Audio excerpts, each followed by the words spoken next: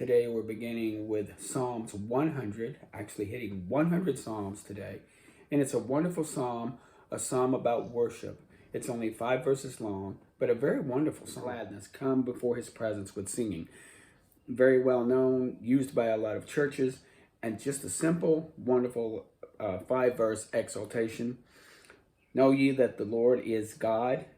It is he that has made us and not ourselves. We are his people and the sheep of his pasture. Again, we are his people. And again, the idea of sheep and shepherd. Christianity is only one, the only religion that has that sheep-shepherd relationship of care. The vast majority of the others are just worship and maybe I'll bless you. Worship and maybe I'll look out for you. It's kind of capricious. But here he is promised to be a shepherd, and we will be a sheep. We must submit to him and follow him. Enter his gates with thanksgiving, not just with supplications, not just with wants or complainings, with thanksgiving. And his courts with praise. Be thankful unto him and bless his name. For the Lord is good, his mercy is everlasting, and his truth endureth to all generations. This is something that isn't just for one time. So we see some strength here in a nice little 5-verse psalm. Again, nothing but a powerhouse of worshiping him. He is worthy of praise, that to remind us that we need to be about thanksgiving, not just meeting our needs, but just to be thankful as a people of gratitude. Today, in Judges, we're covering Samson, a very well-known, probably one of the most well-known stories in the Old Testament.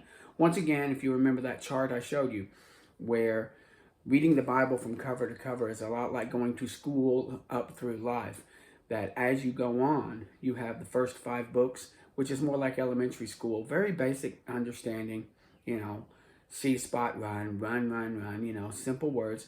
Here we're getting into the middle school, a little more action, a little more, conflict. There's more to the story than in just Samson. He ruled for 20 years. Delilah cut his hair. He lost his power and died. Thank you for playing. Here, we get more of the story. And later on, as we build into the Old Testament, the stories get bigger, deeper. There's more to them. There's more intrigue. There's plot. There's witches, like I said, witches and giants, and kingdoms and falls, and great armies and strategies. And you had all of this goes up to, again, you have the Psalms and poetry books, which is like coming into an aesthetic understanding of yourself and the environment. Then comes college, where you're learning more about justice, judgment, righteousness, God's wrath. Then here comes life in Christ and how to do it. And I've said this several times, but to feel that those little lines, to play those different strings, to see them and not just read them. Now we get to read the poetry, but we also have some poetry, as we've already seen when Jotham talks about the bramble. When he uses poetic language there to talk about, the trees spoke this and the vine spoke this. Then the bramble came along, and he was calling Abimelech a bramble. So, a cursing there. When we get to the birth of Samson, and again, we delve into the story. There was a man named Manoah. He had his wife, and they were barren. That the angel of the Lord comes to the woman, not to the man yet. And this is very reminiscent of both Mary and later, and Elizabeth and Mary in the New Testament. Comes to the woman, says you're barren, but you're going to have a child. But don't drink any strong drink, don't drink any wine, and don't cut his hair. He is a Nazarite. She goes and tells her husband. Her husband entreats, let the man of God which did sin come again unto us and teach us. Again, he's being faithful. Okay, if we're going to have this man, how are we going to raise him? So Manoah, is there, and he comes again, but this time he comes as, in a physical body. He comes to the woman, and Manoah goes and offers him an offering, but he gives that offering to the Lord as a burnt offering. So again, we get the idea that this is an angel from the Lord and an angel of the Lord. A little bit of different understanding there. He doesn't accept worship, but he does accept, he takes the fellowship offering, and there's a fire that comes down and eats up the offering that says that this isn't acceptable. So they start raising Samson. When Samson gets older, you get the idea that the parents were thinking he was going along one line of maybe being a judge. But he starts chasing after this Tismaite woman, this Philistine woman from Tifma. And he wants to marry into the Philistines. And this is something his parents didn't understand. But they didn't know that God was working behind the scenes to really pick at the Philistines, to get the Philistines all riled up so that they would attack. Once again, God works the enemies up so that he might see, or people might see, that he is the king and that he will get glory. He's going to create this battle. So he goes down and he marries this woman. And as he's going, he sees a lion that's dead, and inside is a honeycomb of bees, and he takes that and he eats it. But he doesn't eat the blood, obviously, he just eats the honey. But he also makes a riddle. And what happens is he has this riddle that if the men of the town can get the riddle, he'll pay them. And if not, they pay him. But what happened is they went and threatened his wife with destroying her household. So she just vexes Samson. She just gets after Samson. She's just nagging at Samson. Finally, he gives in and tells her the riddle. Well, she tells these guys, and they win. And he says something interesting. He says that you wouldn't have learned this had you not plowed with my heifer. Once again, he's angry at his wife, calling her heifer. But the idea also is the fact that, in a figurativism here, the idea that you wouldn't have known this, and he uses a figurativism there. So here goes Samson. He is going to get revenge for losing this riddle. So he goes and takes some foxes. He gets 300 of them, ties their tails together into twos, and takes a stick in there and lights the stick on fire. Then these foxes are running through the corn, just destroying the corn of the Philistines. And the Philistines get angry, of course, with Samson.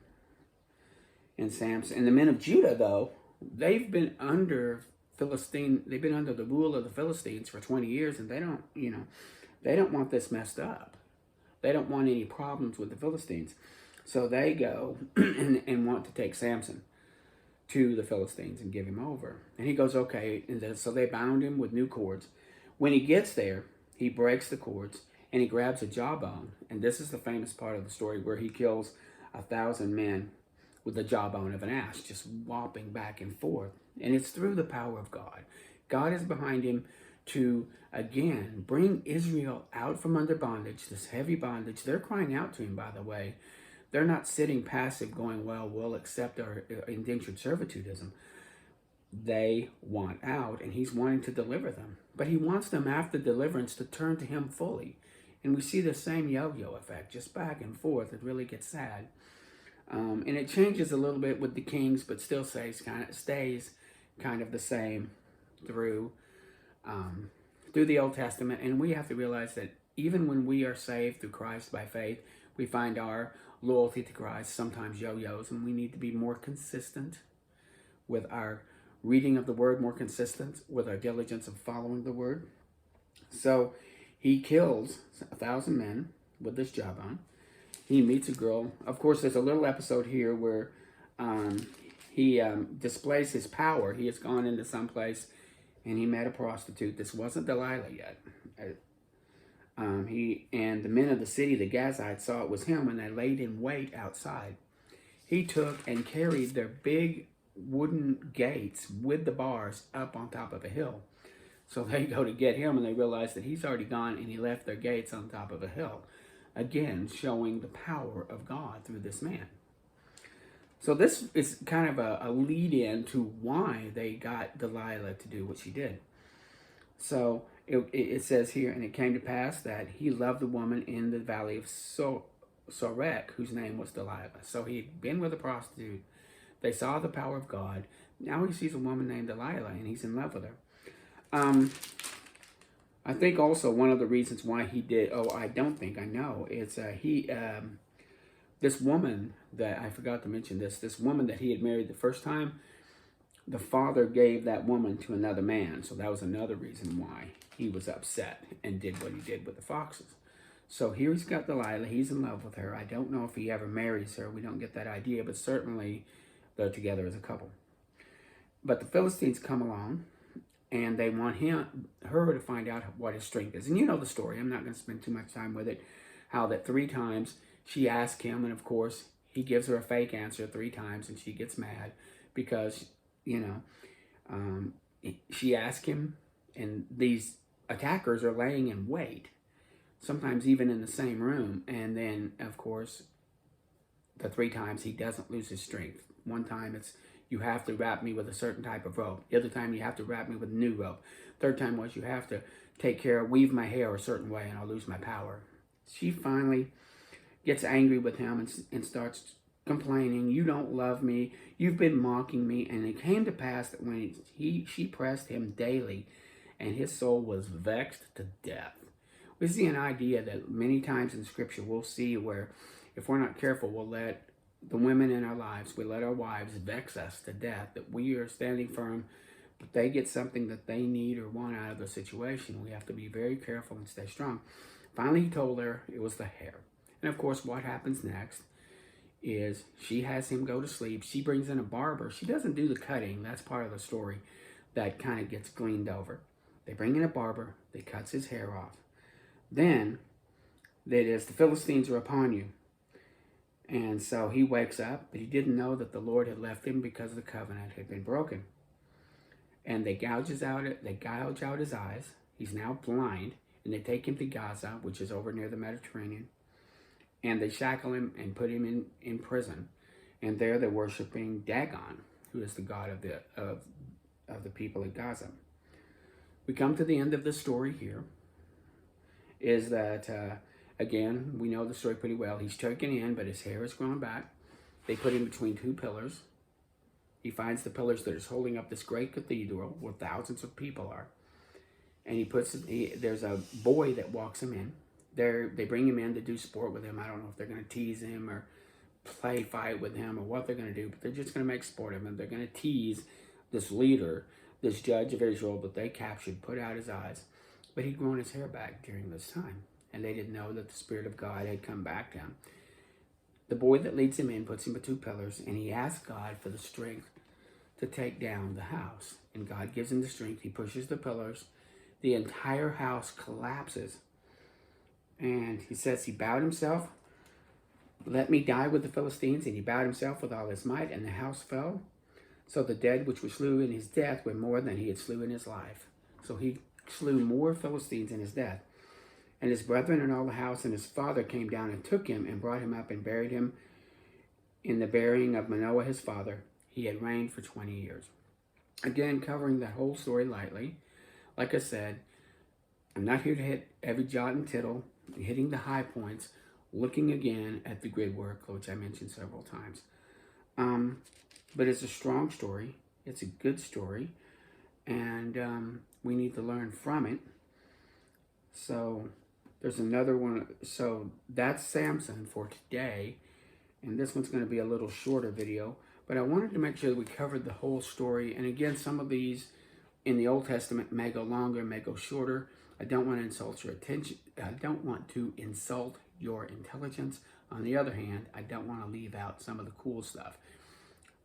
My point has always been, go back and read it for yourself, glean it word for word, put it on the grid, look and see what's there. I didn't cover everything.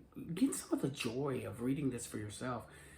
That's the point of these, is not to do it for you, and I've said this several times before, but to encourage you to read this for yourself and see what's there. It's a wonderful book with wonderful stories. It's written for us, some of it's written to us, and we can learn from it. And that's the most important thing that we need to get from this. Thank you.